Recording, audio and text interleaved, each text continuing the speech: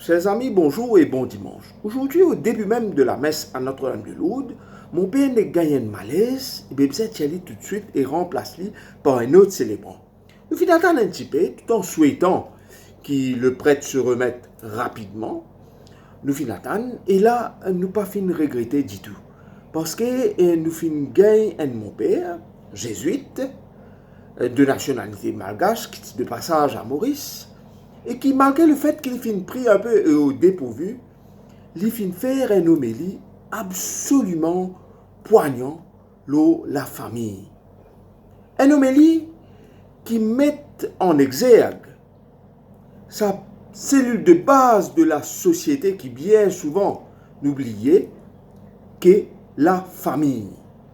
Donc il expliquait comment dans une famille, nous disons conjugue une valeur qui nous souhaitait trouve fleurir dans nos sociétés, à savoir la compassion, la solidarité, la patience, l'amour.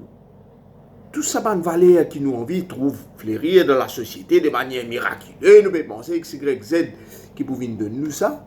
Mais ça, il faisait comment se vivre d'abord dans la famille. Le dialogue, par exemple.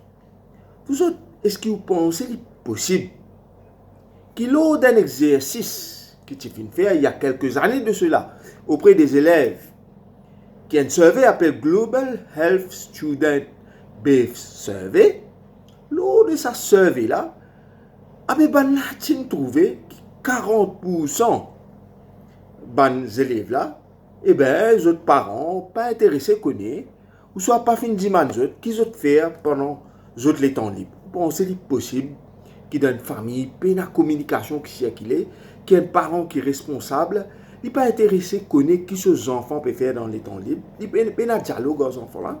Mais si ces enfants-là rentrent dans la drogue, si ces enfants-là amènent une mauvaise chimie, vous pensez quelque part que les parents-là, il n'est pas pour quelque part responsable de ça? Est-ce qu'il connaît par exemple qui c'est à partir de la famille même, qui solidarité moi aussi? Quand on quitte une grande famille, une famille qui réussit, quelque part, peut-être pas dans la même valeur que nous, mais quelque part, je t'entends, certaines choses, il y a une solidarité qui est installée en eux. Le partage des affaires important, et ça commence dans la famille même, ça. Et mon père, là, fait une cause loin des affaires, qui est vraiment extraordinaire. Il fait une cause sur la valeur qui ne peut pas perdre aujourd'hui, qui est la reconnaissance.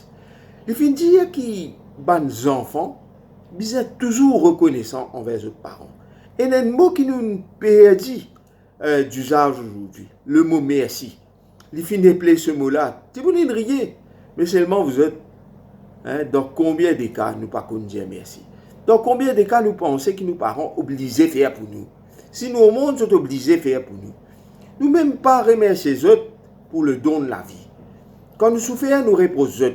Mais quand nous donnons bien, quand nous gagnons bon, nous ne pas dire aux autres merci. Alors, il est bon nous réfléchir là. Mon père là tient raison cause de la famille. Qui fait? Parce que d'ailleurs, c'était la fête de la Sainte Famille. Il finit prend idéalement la famille de Jésus comme un modèle. Et bien évidemment, on a fait une changé depuis des 1000 ans. Et il y a beaucoup de choses qui entourent nous aujourd'hui qui pas existent des 1000 ans de cela.